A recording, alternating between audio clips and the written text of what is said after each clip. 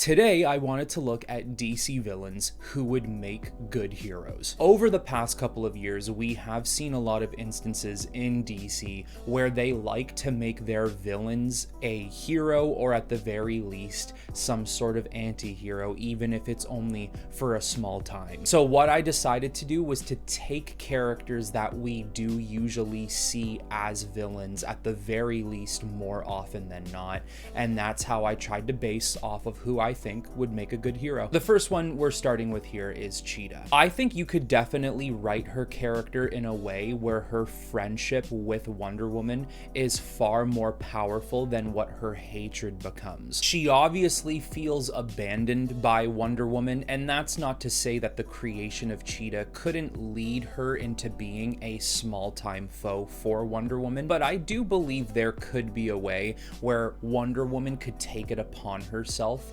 to, of course, apologize and even help Barbara through her transformation as Cheetah. I think there would be a chance that they could both become even more closely connected to one another now that they both share similarities of having very godlike type powers. Instead of perhaps thinking, you left me to become this monster, now she could think to herself, with these abilities, I could use them for good. I could use them to assist you, Wonder Woman, in what you do. You could potentially have a dynamic duo between two very good friends. Next, I went with Ultra-Humanite. I think this is a character that you could almost treat like a Beast fashion, but within DC Comics. This could be a guy that is trying to break the potential and capacity of what the human brain can do with other humans, and how it can bridge a gap between humanity and other animal species. And it's not until one scientific experiment goes wrong where he finds himself permanently in the body of a gorilla or an ape. Maybe that takes him time to really understand his situation now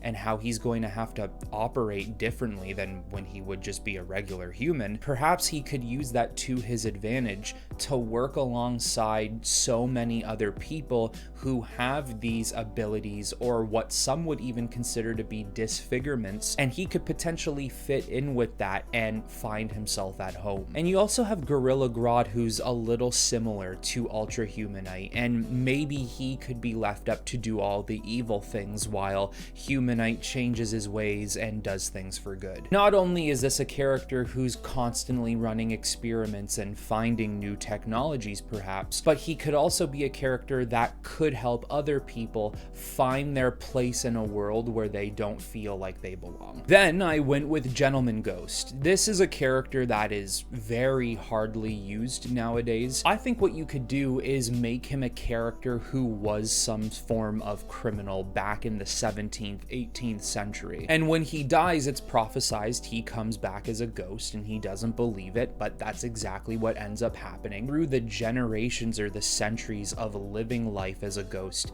not even really mattering anymore. No one remembers his existence. Perhaps he could think about how petty all those crimes were that he used to commit, that this is karma for all the bad things he's done, being a ghost roaming the earth, having no purpose. So he decides to use these new abilities and capabilities for good. Even the story goes that somewhere in the future he will fight his foes in the British royal castle, and if he was to defeat them, then he would gain his life back. Maybe you have to throw some twists in there, that the person he needs to fight or kill in the royal castle, it's maybe another hero or other characters he's become very close with, and he needs to make his decision on what's more important: killing those people so he can have his regular life back, or utilizing his time as Gentleman Ghost, utilizing his abilities and continuing to do good in the future. Then I have Captain Cold, Leonard Snart. Now this is a character who was done a really rough hand in his life. An abusive father, losing his mother at a young age, which pretty much forced him into taking care of himself and his sister, and his life simply leading him in into armed robberies and thieveries. If he had at least one person around him that understood how to navigate life and how to make peace with what has happened in his past and how to come out better from it,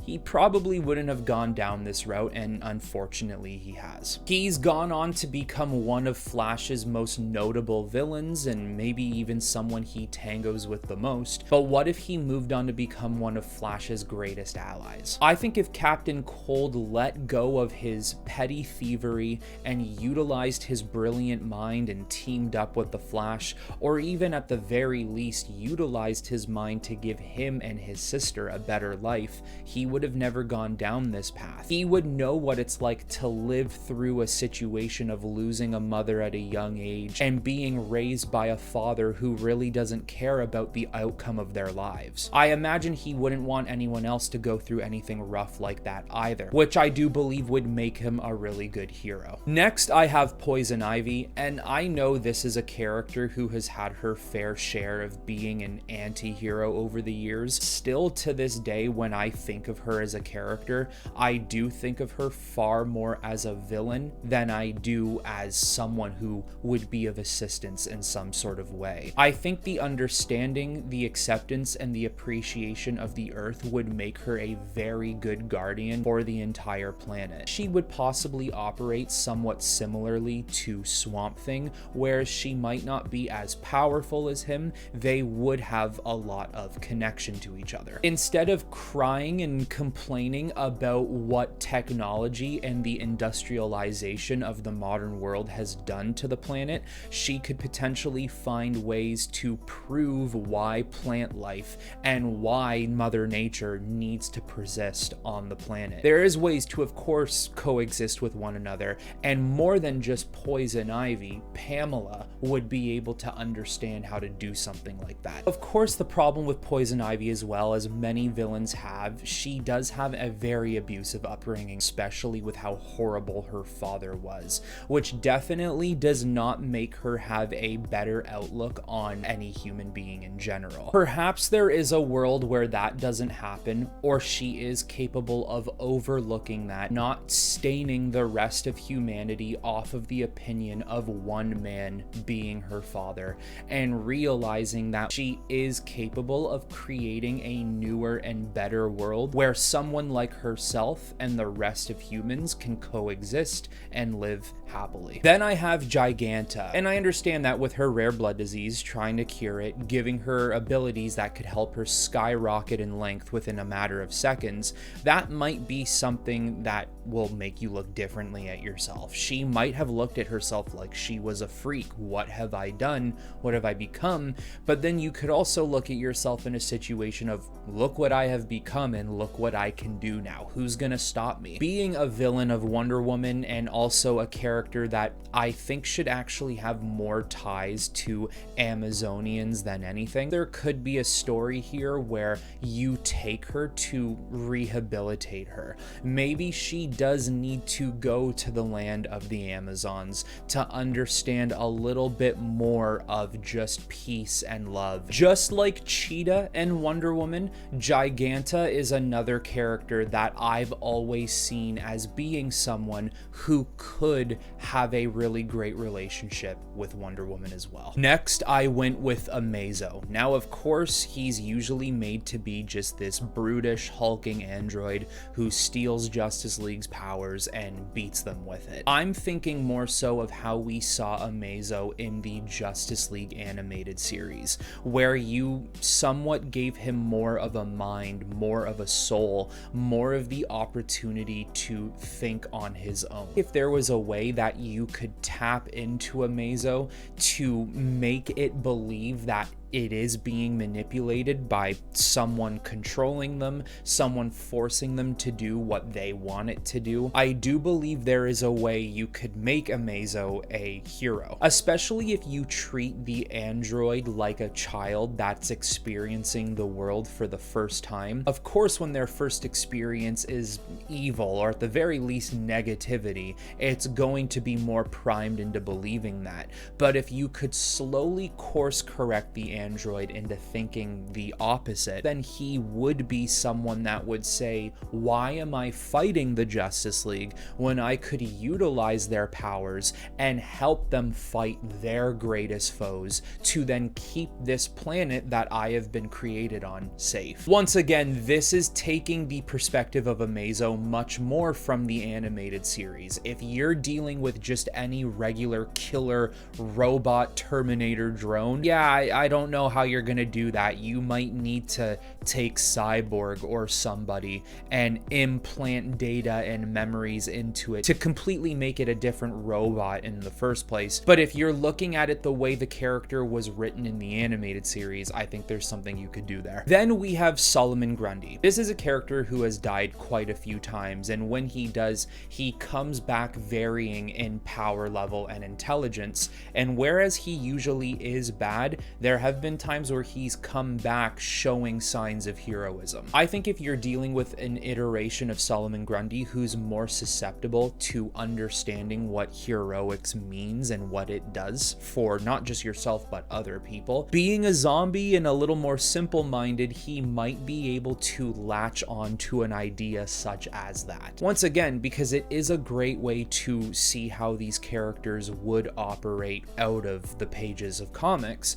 When you look at the Justice League animated series, you saw Solomon Grundy from time to time be used for heroism. Now, he is definitely a character who is just used in general. If someone needs a heavy, brutish hitter, they'll assign him to a team and just say, you punch. Simple as that. And it is manipulation, but if you could manipulate him into thinking that villain bad, hero good, this might be a character who would actually thrive in the idea of heroics, but he's also someone you would no longer need to deal with in being a villain. That is, of course, unless he dies, reincarnates evil, or it's just hard to train Solomon Grundy with a brain like his. I'm sure there are ways that certain characters in the DC universe could attract that to him and get that done. Then we have Mr. Freeze, and once again with him, we've seen iterations over the past couple of years that even though he is a villain, he does things more so specifically tailored to him than he does to simply just be a villain. If he was in a situation where he didn't need to deal with what has happened to his wife Nora, would he be a villain? I think there's even more you could argue here. Would he even be who he is today? I don't think there's any sort of freeze technology that comes his way, and I don't think he is so hell-bent